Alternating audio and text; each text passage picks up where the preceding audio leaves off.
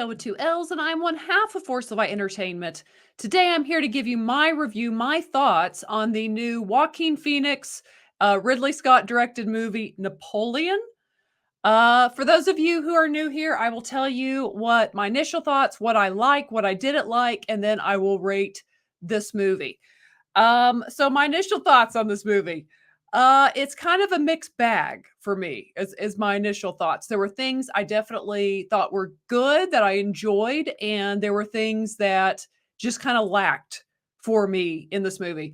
Before we get started, though, if you enjoy movie reactions, if you enjoy movie reviews, go ahead and hit the subscribe button and also smash the thumbs up button. But okay, so let's get in. That was my initial thoughts. It's a mixed bag. Things I like, things I don't like. What do and I will let me further elaborate on that. Even on things kind of a mixed bag. For starters, of course, Napoleon was French, and they went with the decision to allow Joaquin Phoenix, who is playing Napoleon, to use his regular. I mean, he's kind of broken up the way he speaks, but he's using just his American accent, which I will have to say, whatever is Joaquin Phoenix was going for, it took me about 15 minutes, 15 to 20 minutes into the movie to finally just kind of accept what he was doing. In the beginning, it was a little like, okay, it was a little jarring. And then you just kind of learn to go with it. But this story really, like it, of course, Ridley Scott directing, obviously being Napoleon, there are quite a few war scenes in this movie. But I will say one of the things that I, as a female, did enjoy. The heartbeat of this movie is actually Napoleon's relationship to his wife and ultimately ex-wife, the Empress Josephine. Though again, this does show pretty much pretty much Napoleon's rise and fall. It really follows all the years of his, again, climb and then decline, if you want to put it that way. And does have several or a couple different war scenes that are in it. Again, the heartbeat, the emotional beats of this movie is definitely his connection and his relationship to Josephine, and just really how much it kind of seemed watching this movie that pretty much his downfall began when he was kind of definitely encouraged to divorce her because she could not have a child with him. And that kind of seemed to lead to his demise. But speaking of Josephine, I will say that was a plus for me. She was played by Vanessa Kirby, and Vanessa Kirby was excellent in the first two seasons of The Crown, and I really just have come to appreciate her as an actress. She just kind of brings a certain level of charisma to every role she plays in, and that is definitely the case here.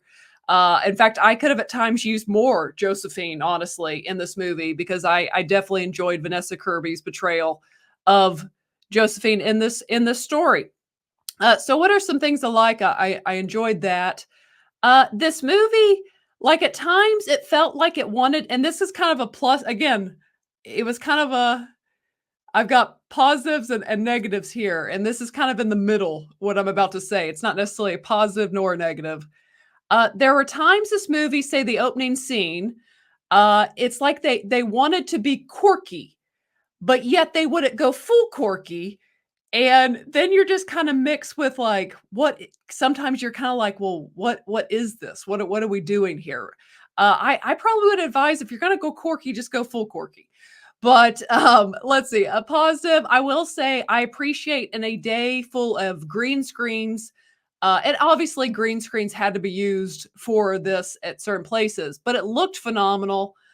You really were able to feel immersed into France at that time.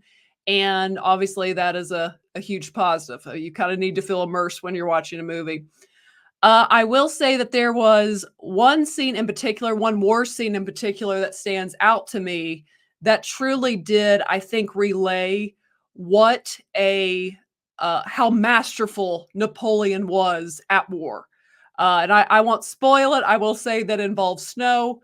But that scene, I'm not someone, being a female, I don't just love to watch war scenes, guys. I know, I'm sorry, but I don't. But that scene had such a level of genius to what he was doing that I at least appreciated the level of genius that I feel was being relayed in that particular scene.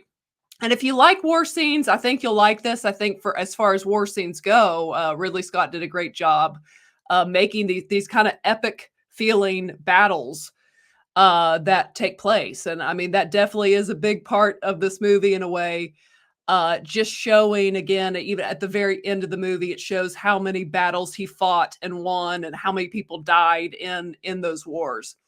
Something else that I feel was very intentional actually with this movie, that I do appreciate, or maybe it was unintentional. I don't know. It stood out to me, but you can tell at this time of revolution in France that's going on.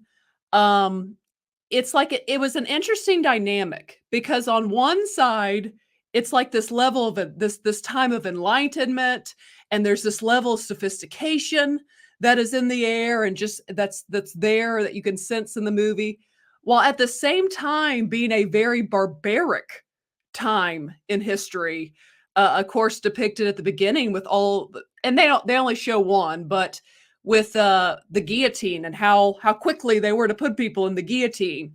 Again, it was just a very interesting dynamic that made me think watching that this sophistication, which kind of makes it a faux sophistication in a way when it's met with such barbaric in a way type behavior that you are seeing, or at least most of the time they're just telling you in this movie.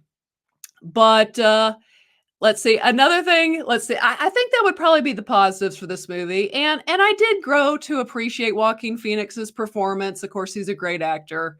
I did like how they how they were able to depict him as being well, we'll just say shorter in nature and stature. That was neat. However they pulled off that trick. It was kind of cool. But what were my negatives in this? There was something just, we this year we had Oppenheimer, and Oppenheimer would you can't help but compare Oppenheimer to Napoleon, both telling the story of a certain individual who played a big role in history's life.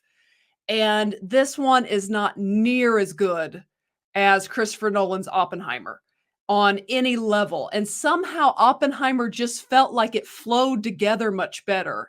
Where there were times with this, and again, it covers a large part of his life, it kind of felt, I don't know, I don't want to say rushed. I mean, this movie's like 2 hours and 37 minutes, but there felt like there was something that was lacking for it just to feel like there was a connective tissue all the time. I don't know. There was just something lacking in the flow at times of this movie. I will say again, this would be positive. This movie did keep my interest, which I mean, obviously a movie should do, but so that was a positive. But back to the negatives. There was just something about this movie that I can't really, it's like it kept my interest, and even kept my interest to the point of it made me like Oppenheimer. It made me, when I got out of the theater, Google, and I end up watching an hour-long special from the BBC on Napoleon. So it definitely piqued my interest in Napoleon and his life and everything he did. But yet there was something lacking in this movie for me to truly be able to be like, yes, that was a great epic uh story that they told. There was just something again missing. Again, that they would there were times it felt quirky, and then there were times it just kind of felt more serious. I don't know. There was just something lacking. That's the kind of the best that I can say there. Um, and then another negative. This is only going to be my gripe. As a girl, I have seen Pride and Prejudice many, many times. I'm speaking of the Keira Knightley version, and it caught my ear twice. There were two scenes with Josephine. I've never seen this before in a movie. They took a very, I guess, iconic to us Pride and Prejudice fans, a score that is played throughout that version of Pride and Prejudice, and they literally just reused the score from Pride and Prejudice into this movie. And I thought that was a little odd. It kind of threw me, it kind of took me out for a second. It was like, what? Oh, wait, we're in Pride and Prejudice now? It was just, you don't really see that. You don't really see a movie just literally steal another movie's score for a moment. That was a bit odd. Um, but yeah, that's kind of it. That's kind of my thoughts on this movie. I would say this that this is a movie where I feel that the critics on Rotten Tomato, their score kind of where I feel. I think they kind of nailed it. They have it, I think, right now sitting at like a 64, meaning that yes, it's technically fresh, but it's not that fresh. We'll just say it's not a very ripe tomato. It's not a rotten tomato, but it's not a very ripe, juicy tomato either. And that's kind of how I would feel. So, what is my score for Napoleon? I will say for the rated R, before I say that, for the rated R rating, it is mostly due to the war scenes and the I mean, obviously what they're depicting there is definitely why this movie's rated R. There's not a lot of cussing. There's no nudity that I recall, and the sex scenes are quite short, pun intended. So it's not due to any of that. I don't believe. I think it really is the R rating is for the due to the violence in this movie. But what is my rating for Napoleon? I am going to give Napoleon, and again, I'm rating on enjoyment, level of enjoyment. I'm going to give this a 3 out of 5. There was definitely entertainment to be had in this movie, but there wasn't enough that like I could highly recommend it at the same time. So I would say this, if you are a history buff, if you like war movies or like Ridley Scott and you're looking for something to go see on Thanksgiving, you very well will enjoy it on some level and it very well will be worth your time. If you are not any of those things, you're probably going to want to wait for this to come on Apple TV, which I believe it will at some point, or go see a matinee. But that's my thoughts on Ridley Scott's Napoleon. But share your thoughts below. And if you have not yet, go ahead and hit the subscribe button. Also, give this video a thumbs up. And as always, ladies and gentlemen, remember to be a force of light. And happy Thanksgiving to all of you as well.